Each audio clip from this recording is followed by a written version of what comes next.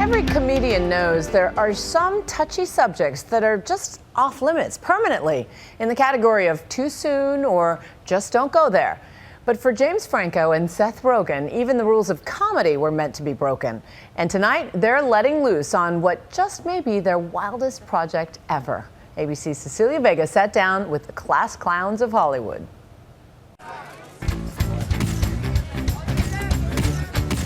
I want to ask you guys about your relationship in doing the research for our interview.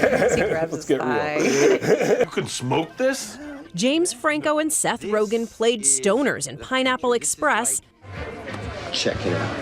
They played themselves in This Is the End. Side by side. Off-screen, there are Franco's nude paintings of Rogen and their infamous infatuation with Kim Ye, from the spoof of the Vogue magazine cover to their parody of Kanye's Bound 2 video. Hey, you remember where we first met? Rogen, shirtless, back hair exposed, making out with his buddy, garnered more than 8 million views.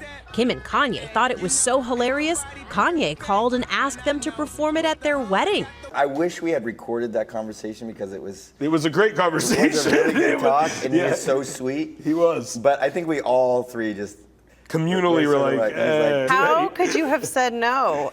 We didn't really say no. It was kind of... I think he just realized how crazy the idea was as soon as he said it. This is one of Hollywood's most successful bromances, a match made in comedy heaven, and they are reunited once again. But this latest project might make everything else they've done before seem tame. This is a comedy about, of all things, North Korea, one of the most repressive regimes in the world. Want to go kill Kim Jong-un? Totally. I'd love to assassinate Kim Jong-un. It's a date. Franco playing an over-the-top entertainment journalist, Rogen playing his producer, and they land the interview of all interviews, North Korea's Kim Jong-un. I thought we should start by talking about the celebrity interview. Yes. Dare I ask, love them, hate them? What you see right there, this is life imitating art, imitating life. Franco and Rogen in an interview about their movie called The Interview. The perfect opportunity for me to ask. Worst question you've ever been asked? Like where you went, oh, really? Someone once asked me what my favorite color was in an interview. I get that all the time. No. That will never make someone go see my movie more. The question now, when the interview comes out this fall, will anyone actually want to see a comedy about a tyrant like Kim Jong-un? And how did Rogen, who co-wrote and co-directed the movie, come up with this stuff?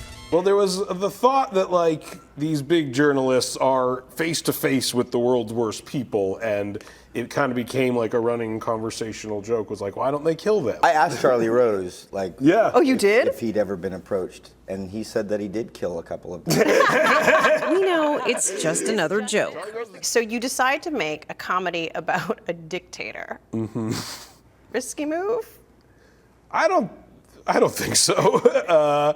Maybe it's a tough subject matter, I think, but I think the best comedies do deal with what on the surface might be a tough thing to make light of. Theirs is an odd couple friendship that goes back 15 years.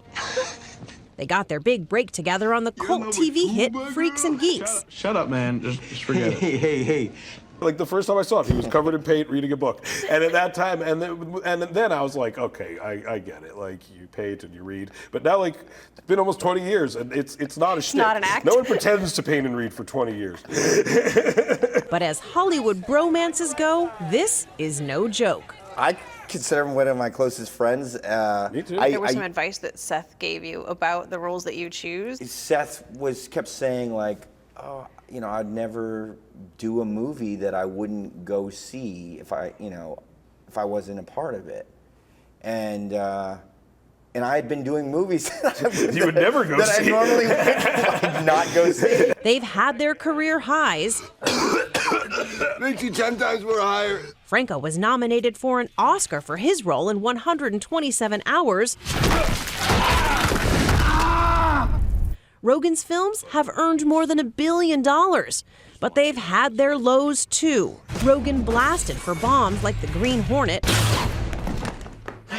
Franco for his 2011 Oscar hosting performance. Wow. This time they're hoping for a hit with The Interview.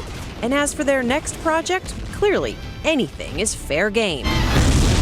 We're doing a Christmas movie next, so that it's not that offensive. Wait, were you just about to say it's not that offensive? It's not that offensive to Christmas, I wouldn't imagine. Santa, consider yourself warned. For Nightline, I'm Cecilia Vega in Los Angeles.